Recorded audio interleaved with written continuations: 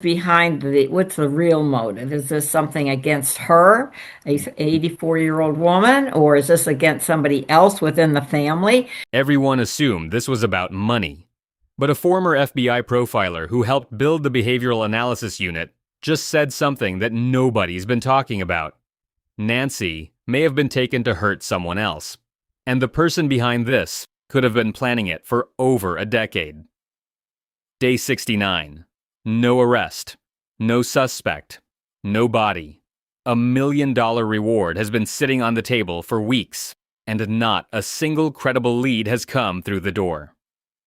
Most missing persons cases at this stage either break open or go cold. This one has done neither. It just sits there, unresolved, unexplained, and getting harder to explain with every passing day.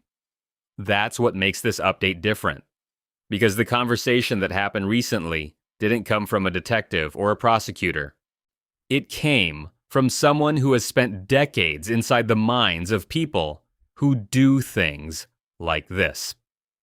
Someone who helped teach the FBI how to think about violent offenders before most of the agents working this case were even in the field. That person is Dr. Ann Burgess.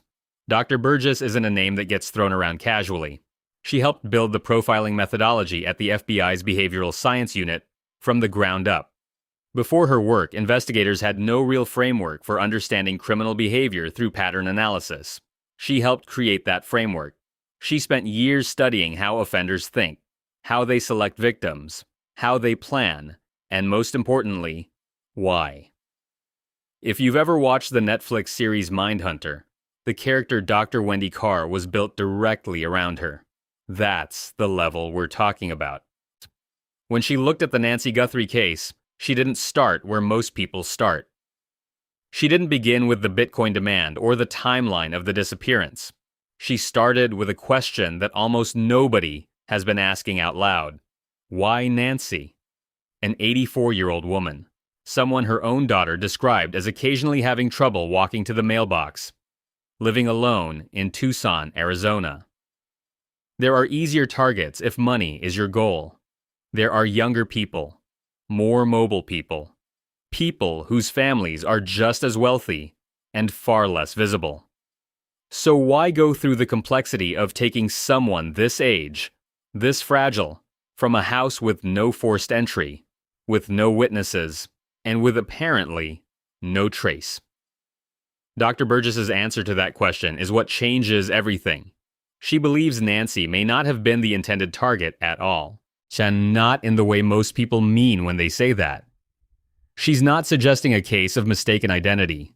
She's suggesting something more deliberate, that someone chose Nancy specifically because of who taking her would hurt most. The act wasn't about Nancy. It was about the person who loves her. That changes the motive entirely, and it changes where investigators should be looking. Most of the public narrative around this case has settled on ransom as the primary driver. A Bitcoin demand did surface. It was referenced in a court affidavit, which gave it more weight than the other communications that came in. And on the surface, the logic holds. Savannah Guthrie is one of the most recognized journalists in the country. Her mother, living quietly in Tucson, is an accessible pressure point. Take the mother, demand payment, apply leverage. But Dr. Burgess isn't buying it as the full story. She pointed to the absence of proof of life as a critical gap. In any genuine kidnapping for ransom case, proof of life isn't optional. It's the foundation of the entire negotiation. Without it, whoever is holding the victim has no leverage, no credibility, and no reason to expect compliance. The fact that no real proof of life ever materialized suggests one of two things. Either the situation deteriorated very quickly after the abduction, or the ransom demand was never the actual point. Dr. Burgess leans toward the latter. She used a specific word: staged. The Bitcoin demand, in her view, may have been constructed to redirect attention, to give investigators a trail that leads somewhere convenient, while the real motive stays buried. And if that's true, then the case isn't just difficult, It's been deliberately designed to be difficult. That brings us to the entry point. Because this is where the case gets quietly unsettling. No forced entry. Nothing broken. Nothing pried open. Nothing that indicates someone came through that door uninvited in the conventional sense. Whoever entered that house either had a way in that Nancy herself would have recognized, a face she knew, a routine she trusted, or they had been watching long enough to know exactly when and how to move. Dr. Burgess noted that she has worked cases where offenders hid inside a property after a garage door opened or a routine errand created a window. She's seen it happen. But she was careful to frame those as possibilities, not conclusions. What she was certain about is this: the level of access required to do what was done here doesn't happen by accident. It requires knowledge. It requires patience. And it almost certainly requires time. There was also blood, small amounts, both inside and outside the house. Investigators have confirmed that much publicly, but what they haven't confirmed is what that blood tells them beyond the fact that something happened inside those walls. The trail stops. It doesn't follow a path investigators can trace. It just ends, as if she was moved into a vehicle and the physical evidence went with her. Now here's where Dr. Burgess said something that genuinely reframes the timeline of this investigation. She brought up two recently solved cases without much prompting.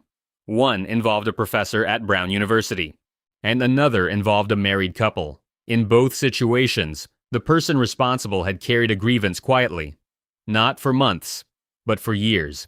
8 years in one case, close to 10 in another. The connection between the offender and the victim had faded from view. People had stopped thinking about it. And then, without warning, someone who had never actually moved on came back and acted on something they had been holding on to for a long time. Her message to investigators was clear. If the recent history isn't producing leads, go further back. Not just into Nancy's life, but into the lives of everyone connected to her. That includes Savannah. Public figures accumulate a specific kind of attention over time. Most of it is manageable, some of it is not. Letters, messages, online activity, things that might have been logged years ago and then filed away when nothing immediately came of them. Dr. Burgess raised the question of whether anyone had gone back through that history systematically, looking for a pattern that only makes sense now with fresh eyes. Someone who felt wronged a decade ago doesn't always announce themselves. Sometimes they just wait. If you've been here since the beginning of this coverage, you already know how much this case has shifted over time. Details that seemed minor early on have taken on new weight, and there are still things being held back from the public that could matter. Subscribe now if you haven't, because when something breaks on this case, the update goes up immediately. You don't want to be the last one to know. Dr. Burgess also made the case for why multiple offenders are almost certainly involved. Think about the logistics. An 84-year-old woman who needs assistance walking is still a person who has to be moved, physically, from inside a house to a vehicle without leaving a trail that investigators could follow, without a neighbor seeing anything, without a camera catching a clear image, without a sound that anyone reported. That level of execution in the middle of a residential area requires coordination. One person cannot manage all of that alone without something going visibly wrong. Multiple offenders also changes the psychological dimension of the case. When one person carries the weight of something like this, they can maintain silence indefinitely. When two or more people share it, the dynamic shifts. Our trust between co-conspirators erodes under pressure. The passage of time doesn't always make people more comfortable. Sometimes it makes them more anxious. The $1 million reward hasn't broken anyone yet, but the longer this sits unresolved, the more that number looks different to someone who is starting to feel exposed. Dr. Burgess was direct about this. She said that cases involving multiple offenders often break not because investigators find the evidence, but because eventually someone on the inside decides that protecting themselves matters more than protecting the others. That moment hasn't come yet. But she believes it will. There's something else she touched on that doesn't get discussed enough. Elder abuse in this country is significantly underreported. Doctor. Burgess has worked over 100 cases involving nursing home abuse alone. She's watched institutions cover incidents to protect their reputation. She's seen how quickly vulnerable people get forgotten by the systems designed to protect them. This case, whatever its ultimate motive, has forced a public reckoning with how little attention we pay to aging people living independently, how exposed they are, how few protections exist, and how easily the wrong person can take advantage. That's not a comfortable thing to sit with. But it's real.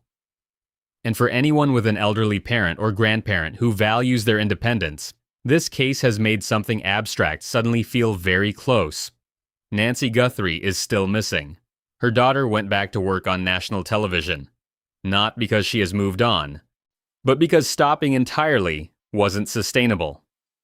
That image of someone returning to a public life while carrying something this heavy in private says more than any statement could.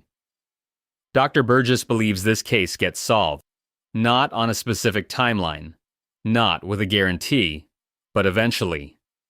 Cases rooted in personal motive, in deep grievance, in something that one person has been holding for years, tend to leave threads. And somewhere in the history of the people connected to this case, there is a thread that hasn't been pulled yet. When it is, everything will look different in hindsight. Tips can be reported directly to 1-800-CALL-FBI.